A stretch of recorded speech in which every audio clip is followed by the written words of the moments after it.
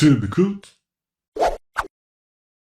Você está no Tubecult, o seu canal de cinema e música. Eu sou o Márcio, um entusiasta da arte, e hoje estou trazendo para cá simplesmente Chico Buarque, né? Só a falar Chico Buarque, a gente já sabe que estamos falando aí das melhores músicas que a história da música popular brasileira já produziu. Muitas das melhores músicas vieram das mãos de Chico Buarque, esse poeta genial.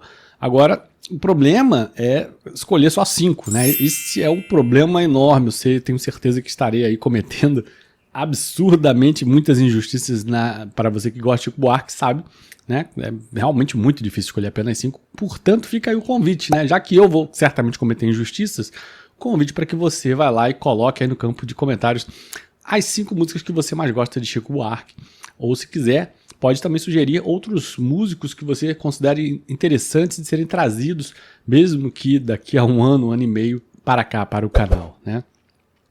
À medida do possível, a gente vai atendendo esses pedidos. Essa defasagem ela é inequívoca, porque a gente demora entre gravar e publicar, tem esse lapso de tempo. Bom, gente, Chico Buarque, pretendo falar essas 5 músicas aqui, que eu escolhi, totalmente pessoais, escolha minha, foi difícil, muito difícil. Eu posso dizer que eu comecei a gostar de Chico Buarque por influência da minha mãe, que é uma fã, assim, ardorosa do Chico Buarque, sempre foi, e eu desde criancinha que eu escuto música, uma delas, inclusive, tem uma importância enorme na minha vida, mas eu não coloquei aqui, entre as 5, que é a música Meu Guri, né? É uma música que eu escuto desde que eu me lembro que eu existo, né? Eu escuto.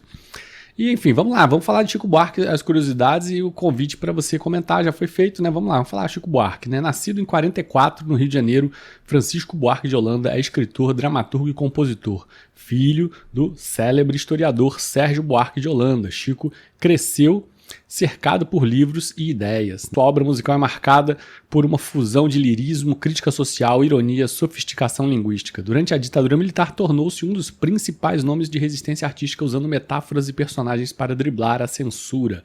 Vamos então para curiosidades que encantam, né? Ele foi preso pela ditadura por causa de suas letras ambíguas e engajadas, escreveu romances premiados como Budapeste e Leite Derramado, criou personagens femininas complexas, como Geni, também uma obra, né, maravilhosa, Carolina, Lígia, com uma empatia rara entre compositores do gênero masculino, né? É torcedor fanático do Fluminense, mas já declarou que o futebol é sua religião laica. E recusou prêmios e homenagens em protesto político, mantendo uma postura coerente e crítica. Vamos então aqui para análise, né? A primeira delas, cara, assim, eu acho que essa, pelo menos essa, eu acho que ninguém vai querer tirar dessa lista aqui, é Construção, né? Construção já começa a lista com Construção, porque Construção é indiscutível, né? É uma das músicas mais importantes da história da música popular brasileira. A própria construção da construção, né? A construção poética dele, com os versos terminados em proparoxítona, algo dificílimo de ser feito, com uma coerência incrível, uma imagem poética comovente que ele constrói ao longo dessa letra, além do que a própria musicalidade, que é uma musicalidade de fortíssimo impacto. Por tudo isso, Construção está na minha lista assim, das talvez 3 maiores músicas da história da música brasileira, né? E tá aí, é uma das obras-primas da música brasileira, com estrutura poética e matemática, versos longos, repetidos com variações mínimas. Ela narra o cotidiano de um operário que morre atrapalhando o tráfego. Cara, coisa fantástica, né? Você perceber assim, o nível de distanciamento e indiferença, de desumanidade que as próprias metrópoles evocam, né? Revelando a desumanização do trabalho e das relações humanas, né? Mais do que do trabalho. A mudança de palavras no final de cada verso transforma sentido, criando um efeito de vertigem e denúncia. Pois é, ele ainda faz isso, né? Não bastasse ele botar proparoxítona no final, ele repete só trocando a posição e você fica, gente, encaixa perfeitamente bem. É uma obra, assim, inigualável, né? Inigualável. A música é uma crítica feroz à sociedade industrial e à alienação do indivíduo.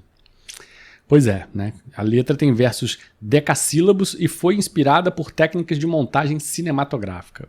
Uma obra-prima da música brasileira, não há como negar. Tá ali realmente absurda, né? Uma música absurda, dessas absurdas.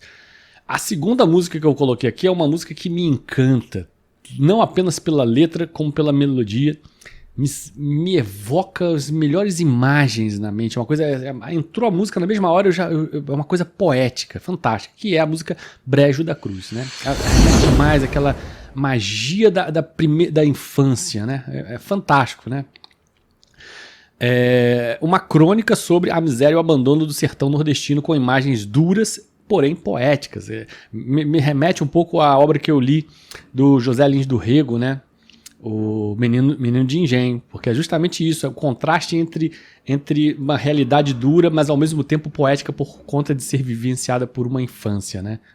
E a imagem dessa música é fantástica.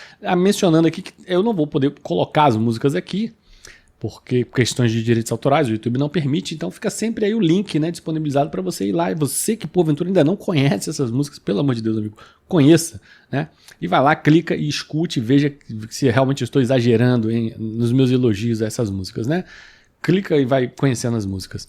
Pois bem, né? Então, a fome lateja, a febre não cessa, versos que retratam a dor como parte do cotidiano. A canção mistura realismo brutal com lirismo, né? Um contraste incrível, revelando o Brasil profundo que a elite urbana ignora. O título remete a uma cidade real, mas também funciona como símbolo de martírio e esquecimento. Chico visitou o sertão para compor, buscando vivências diretas da realidade que retrata. A imagem, cara, das crianças comendo luz, né? Ao mesmo tempo que remete a uma condição de dificuldade econômica, de estarem ali subnutridas, ao mesmo tempo expõe um lirismo enorme, né, da luz, da luminosidade, da alegria interior que é típica das crianças, né? Então um contraste belíssimo, uma música marcante, muito profundamente marcante. A terceira música é uma música que vai mexer com os costumes e vai brincar um pouco com a questão do erotismo, né? Eu acho, sensacional a escolha do tema, uma música que merece também, chama demais a atenção pela construção poética, né?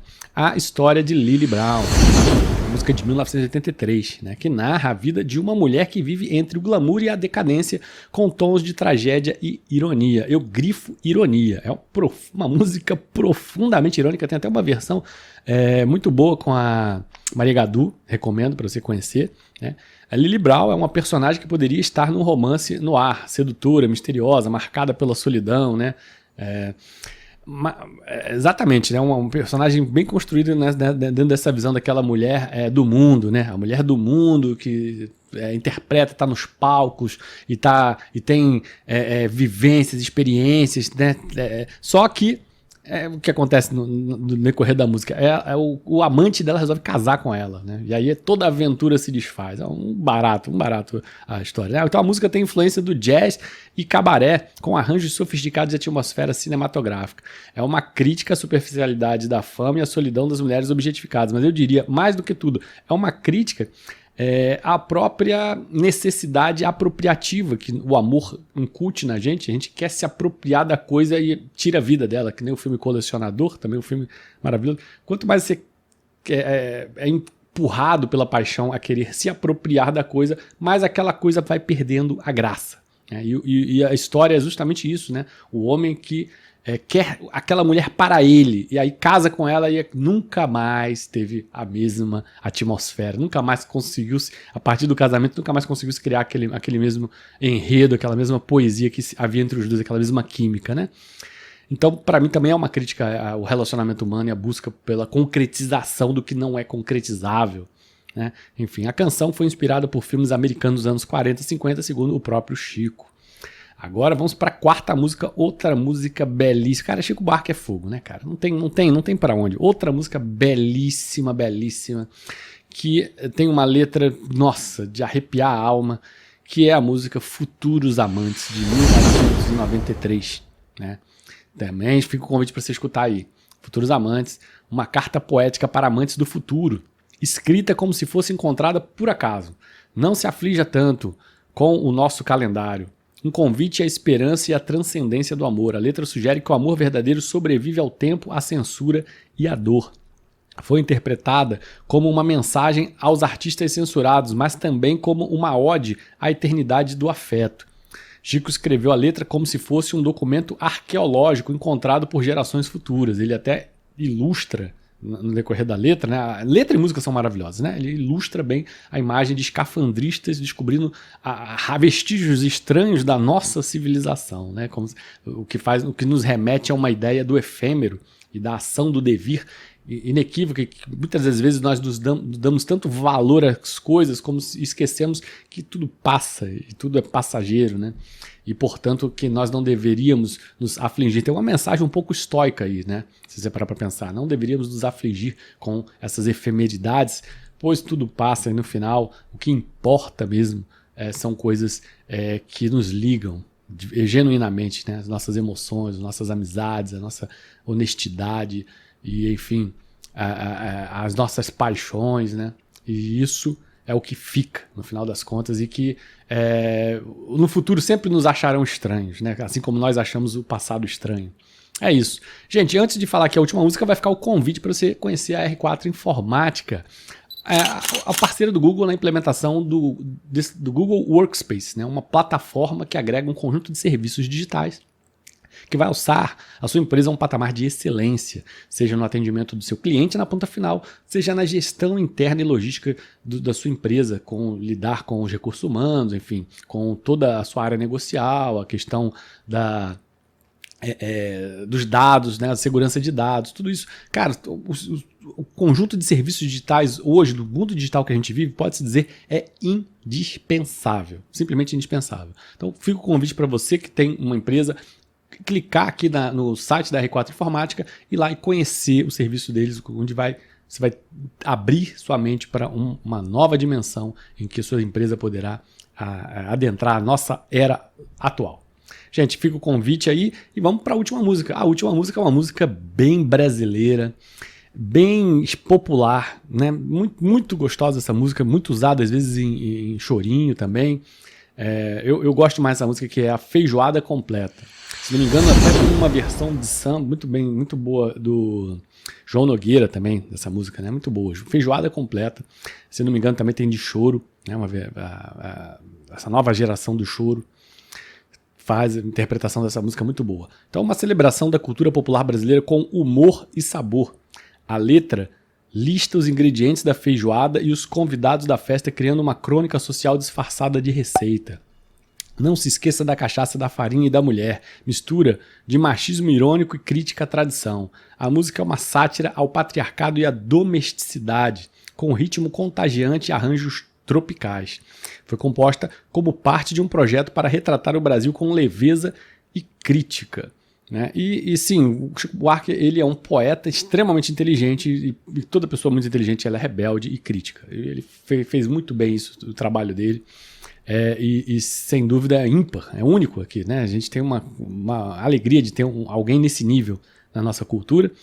Essa música, particularmente, ele vai exortar bem o que a brasilidade popularesca de dividir o botar mais água no feijão, velho botar mais água no feijão, né? Pra gente todo mundo poder comer, ser aceito, mais ou menos como acontece nas casas mais populares, porque de fato a pessoa, quanto mais pobre, mais ela está disposta a partilhar, né? Isso costuma ser uma regra, né? Claro que tem exceções de parte a parte, tanto no que diz respeito ao rico partilhar quanto ao pobre não partilhar, mas é uma regra, né? É uma característica que se vê, né? Característica do ser humano, inerente ao ser humano. Gente, é isso. E antes da gente finalizar esse